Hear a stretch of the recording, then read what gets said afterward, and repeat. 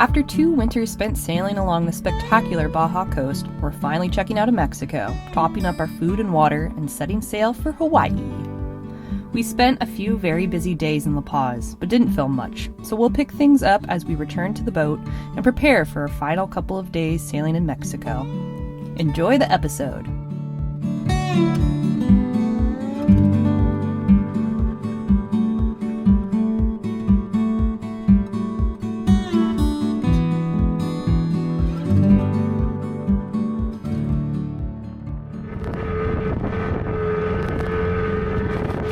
Our last dinghy ride back to Sea Dream after checking out of Mexico. We have a southerly that just kicked up, and we have the current going the exact opposite direction. So we have a very choppy, wet dinghy ride to get us back. But what that means is that we're gonna have a really nice sail out of here.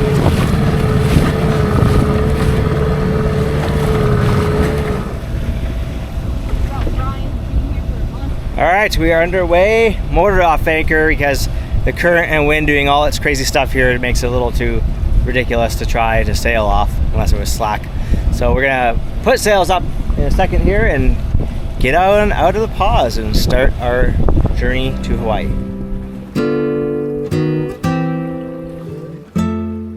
As we sailed out of La Paz, we were guided by a few dolphins that frequent the area. A pretty good omen if you ask me. Our chosen staging point for the departure to Hawaii was Los Muertos, almost directly east of La Paz. To get there, we first had to head north for a bit, but lucky for us, a ripping southwest breeze filled in, giving us a fast and incredibly fun sail up to Bahia Balandria.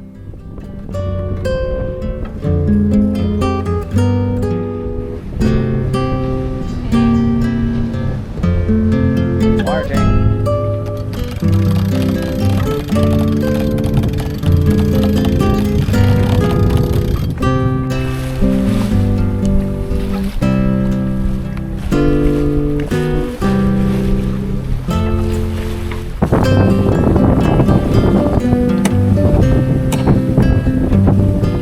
That's good enough.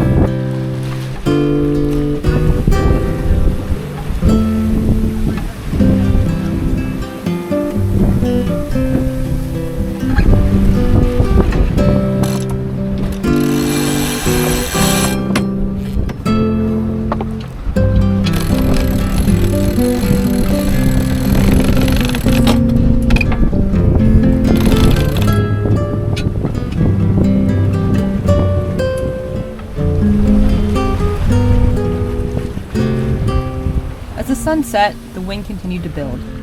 With just a few miles to go, we enjoyed some robust sailing under full canvas. Finding the right spot to anchor took a little time, and we were glad we were patient. Not long after settling in, some strong, erratic winds came ripping through the anchorage from all directions, sending us swinging wildly on the hook.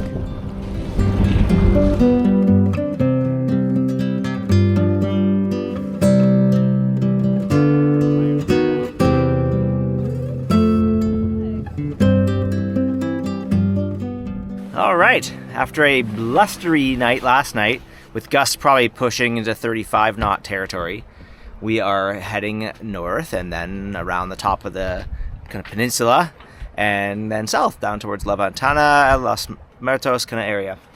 And yeah, it's still a good breeze blowing. It's supposed to keep up for another number of hours, and then there's really strange forecast modeling around the corner, so we'll see what we get. Looks like there is wind forecast, but we'll see what direction it comes from. It looks like we dragged a little bit last night. There were some crazy gusts that came and hit us on the beam, and I think we were a little casual with not putting quite enough rode out. We had about 4 to 1, and I added a little bit more, but we should have had more like 5, 6 to 1, given what kind of winds ended up coming up. But we put out as much rode as we thought was appropriate, given the 20 knots forecasted. We didn't expect into the 30s, so yeah, but all good. We have lots of room behind us, so we're gonna get going here. We'll use the engine to get going because the winds are still really blustery and there's quite a few boats right around us, so we don't want to mess around with that. And then we'll be able to sail right out of the bay anyways. Nice and slick now, eh? Yeah.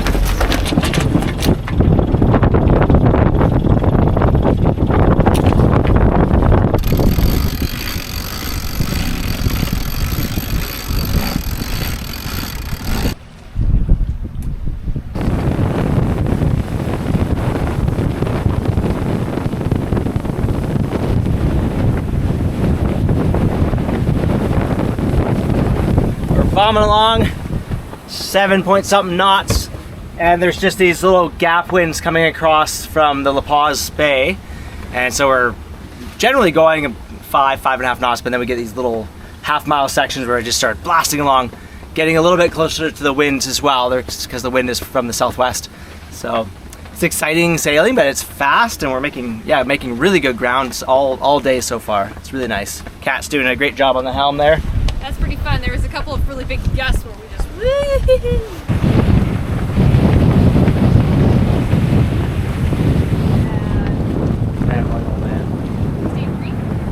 Yeah. We're just coming up to this line here, and it looks like the wind's gonna subside a whole bunch, and/or it's tidal. I'm not sure. I think we're bucking a bit of tide. So we're about to find out. This might be the funky line that was shown in on the HRR model. There we go.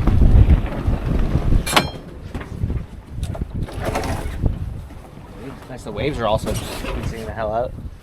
Oh.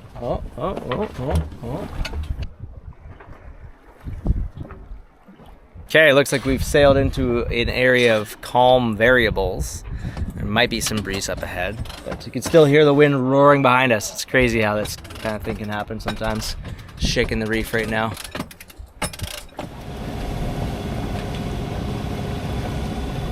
Well, since about 12 o'clock, the winds have not been cooperating with us. We've been powering for about 7 miles, and we're just about to come up to Punta Gorda. It'll give us some southerly protection and really good westerly protection. And those are the two directions different models are saying the wind will come from tonight. There's some user inputted soundings from Navionics that we'll be able to lean on a little bit, but we'll be careful as we come in here. And yeah, the current's been a real pain. Looks like we just picked up a back eddy and we're going what we should be going now. But otherwise we've been going like as low as like 3.6 while powering, which is pretty frustrating. We don't like to power at the best of times. Not keen on the powering, but yeah, we're gonna go have some swimming and make some dinner and hopefully get a good rest here, or see if the wind comes up, and we'll continue about 10 or 15 miles south to another spot where we could anchor tonight that would be safe to come into under moonlight.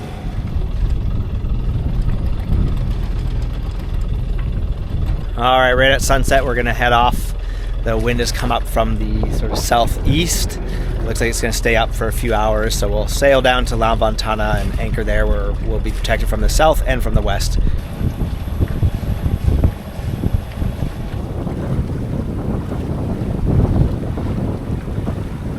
We're out of the gate and sailing fast. A little sunset sail action. And probably just about 7 miles that we're going to go, so I think this first tack will get us away from shore, and then the next one should just be shooting us straight down to the La Ventana area.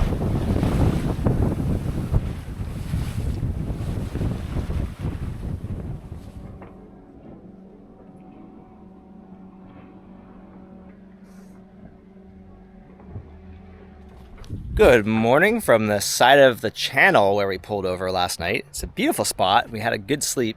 Just a little bit of chop, but the boat stayed steady. Nice and heavy right now with all this water and food on board. And while there's no wind, we're going to do a bit of sail repair as we wait for the wind. Just some minor stuff, a little bit of chafing here and there that we're going to patch with sail tape and maybe a little bit of sewing if necessary. So just small projects to keep on top of them. So we scored big time with some sail tape back in Bellingham 2 years ago at a local canvas repair shop. They had this in the scrap bin, and it was like 4 meter by meter rolls of it, and the stuff usually costs a lot of money. And I think I calculated to buy it at like the West Marine or whatever, it would have cost around $1,000, and we got it for $40. And we have enough sail tape for quite a while with our old sails, especially. It's very helpful. How's that taste? Good. So here's the little spot I need to repair at the foot of the sail. I repaired it last year too, and it's kind of come apart a bit, and it looks like a little bit of wear is happening also at the other edge of the sail too. So I just need to slap some tape on this one, and then I'll sew this one up because I think it's coming off a little more. So you can see where it's coming off right here. This material is worn out, so just gotta put some new Dacron on there, maybe a little sail tape to reinforce it too.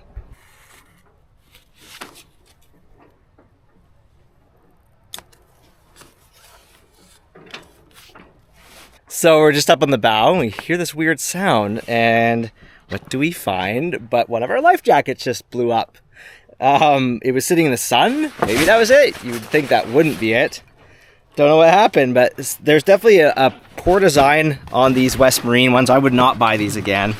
They call them the offshore jackets, but basically the string kind of hangs out, and we were always worried about this thing popping out, and I don't think it just magically did by itself. It must have just been the heat. Anyway, so that's kind of lame. Now we're short one of our harnessy life jackets. We have other ones as well, so but it might require like an actual harness to be put on, so we'll look into that. Anyways, don't buy the West Marine offshore ones. We shouldn't have been cheap on that one. There's much better life jackets out there. Hi. We got a new safety device. Yeah, who needs a life jacket when you got a Exactly. unicorn? Okie dokie, we're gonna sail off anchor. There's just a little onshore breeze, and we got room behind us, so if something goes wrong, we're good. And then we're gonna start tacking, because that's what we do. We tack. We tack, tack, tack. Kat's got her Paddington Bear hat on. And I got my my dad outfit on, Kat says. And yeah, it's time to go. Let's go.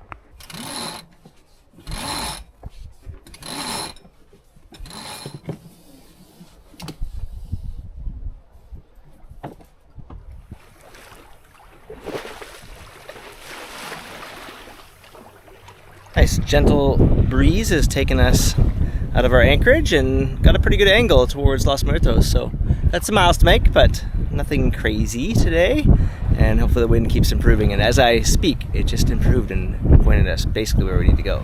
Yes! It's extremely hot here. I've put up as much shade as I can, and I'm hiding from the sun as much as I can, but I love these little fans. And then with the addition of our new squirt bottle, I'm in heaven. Meanwhile, in the sun, the wind has come up nicely, though the angle has changed, so we're going to have to do a couple tacks to get past this point and around the corner. But the wind is good and we're making good speed, and I think we're getting it back eddy right now. We've had a lot of currents against us, but we're going pretty fast over the ground for what it feels like, so good news. And yeah, we're close to the anchorage, but we have to go all the way around this point here.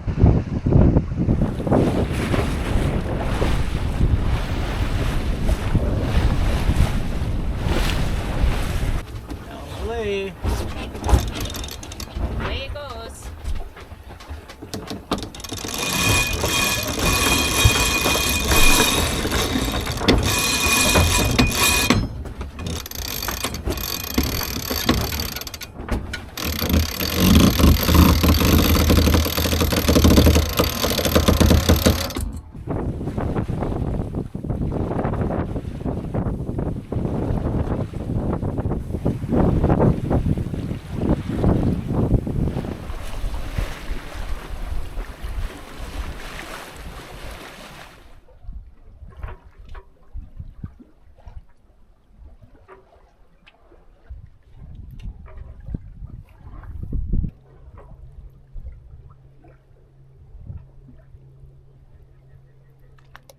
Last freshwater showers. Hey. We're anchored up in Los Muertos, and it's beautifully warm out. Having a little swim and shower. Probably go swimming in tomorrow again before we leave, but it just feels really good to be here, and it feels really exciting that tomorrow the plan is that we're gonna start sailing for 20-something days straight.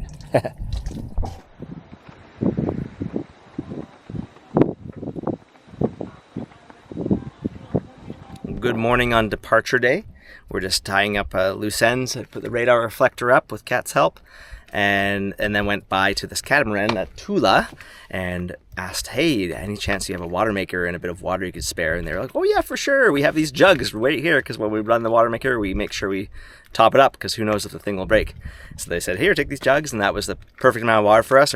We used about 12 liters per day since we left, or even less than that, probably about 10, because we had an evening as well.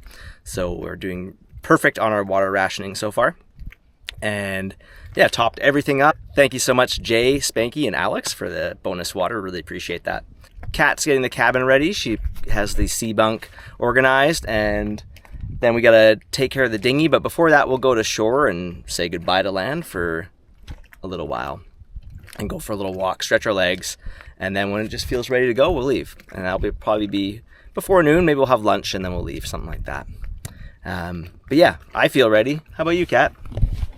Yeah, I feel ready. I've been trying to reflect on this. It's an odd feeling of like being excited, being a little anxious and nervous. It's a big deal. This is like about as wild and out there as you can get in the world. So it's a feeling. I don't quite know if I can describe it.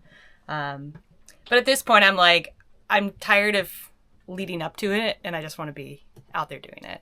And yeah, I think Trevor's mindset of, going to Alaska, and when he was first learning how to sail, someone told him it's just a bunch of day trips. And so I've already started thinking about that for me. I'm like, yeah, it's just like, we've just been sailing for the last week or so, and a good portion of that we didn't really touch land. And so I'm like, yeah, I could do that again. Like, not too bad. And then do it 3 more times. So yeah, I share a lot of the same feelings right now where, yeah, the lead up has been for a while. We've been thinking about this since we decided we were going to do it. I don't know when we decided, like a year ago probably, that we'd bring the boat home somehow. And traveling around the world to Nepal and all that, it was like, yeah, people are asking, what are we up to? Oh, we've told this story so many times and we're excited about it, of course. And people are all enthusiastic, but it's exciting just to get going and actually do it. So yeah, let's roll. Let's roll! And just like that, our time in Mexico came to a close. With a good weather window opening, one that would carry us away from North America and out into the trade winds for a 3,000-mile crossing of the Pacific all the way to Hawaii, we took care of our final preparations before setting sail. In the last hour before departure, our moods were mostly calm and collected, though underneath there was definitely a measure of anxiety and apprehension.